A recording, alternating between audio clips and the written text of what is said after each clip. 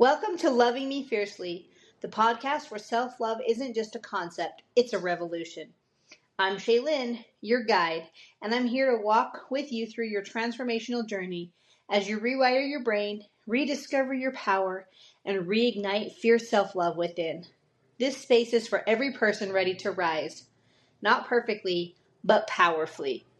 If you're tired of living on autopilot, playing small, or searching for your worth outside of yourself, you're in the right place.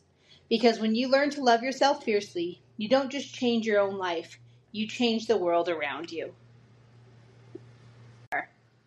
Okay, let's talk about love for a minute. And not the kind of love that we were taught growing up. Not the kind that feels conditional or earned or something that can be taken away. I mean real, deep love. Because if we're being honest, I think most of us have spent a big part of our lives chasing love, trying to prove we're worthy of it, or hoping someone else would give us enough of it so that we would feel like we were finally whole. But what if love was never something you had to earn in the first place? What if love isn't something outside of you? What if it is actually who you are at your core? When you really strip away everything, the expectations, the stories, the conditioning, the not enoughness, what's left is love. Not the performative kind, not the I'll love you if kind, just pure, grounded, steady love. And I think that for so many of us, the journey we're on, this healing, this growth, this becoming, it's not about becoming someone new. It's really about remembering who we were before the world told us we weren't enough. And when you start to come back to that place, when you start to live from a place of love instead of fear, everything begins to feel different. Love feels like peace. It's like a deep breath you didn't realize you were holding, finally being released.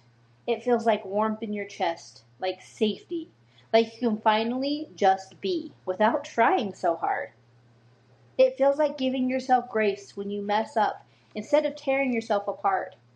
It looks like being patient with yourself, speaking kindly to yourself, and honestly, it also changes how you show up for other people. Because when you're full of love, you're not constantly needing something from everyone else. You're not grasping or proving or seeking validation. You're just grounded.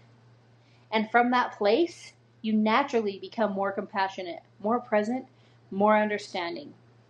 And what's really powerful is this isn't just some feel-good idea. There's actually science behind this. When you are operating from love, when you feel safe, connected, grounded, your nervous system shifts. Your body calms down. Your brain literally starts producing more of the chemicals that make you feel good, like the oxytocin and dopamine chemicals. So you're not just imagining it. You're literally rewiring your brain to experience more peace, more joy, and more fulfillment. And here's what really gets powerful. When you start living from love, your whole entire life begins to shift. Not because everything magically becomes perfect, but because you are different. You stop making decisions from fear. You stop shrinking to keep other people comfortable. You stop abandoning yourself. And instead, you start asking, what would love do here? And sometimes that looks soft. Sometimes it looks really strong. Sometimes it's setting a boundary. Sometimes love is walking away.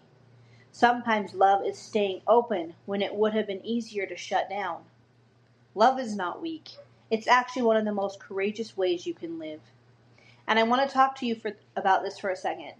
Because a lot of us have conditioned to associate love with conditions. I'll feel loved when. I'll love myself when. I'll be enough when. But your brain has just learned that pattern. It's not truth. It's simply conditioning. And the beautiful thing is, you can rewire it. You can literally teach your brain a new way of thinking. So when those thoughts come up, the I am not enough, or I have to prove myself, instead of believing them, I want you to pause. I want you to remind yourself, this is my old story. And then you replace it with something true. I am love. I am enough. I am safe to be fully seen. And I know sometimes people hear affirmations and think, yeah, but those don't really feel true yet. That's okay, because repetition is what creates belief. Every time you choose love, you are building a new pathway in your brain. Every time you speak kindly to yourself, every time you give yourself grace, every time you choose to stay open instead of shutting down, you are becoming someone new. Or really, you're actually just returning to who you've always been. Let's take a second together. I want you to pause wherever you are. Take a deep breath in through your nose and exhale slowly through your mouth. I want you to do it again. Inhale and exhale slowly. Now place your hand on your heart for just a second. And instead of thinking about love, I want you to feel it in your body. Even if it's just a tiny spark. And just say quietly to yourself, I am love. I am safe to love and be loved. I don't have to earn this. Just sit with it for a moment.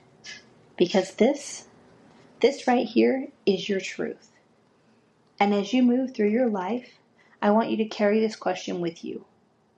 What would love do here? What would love do in your relationships? What would love do in your work? What would love do in how you speak to yourself?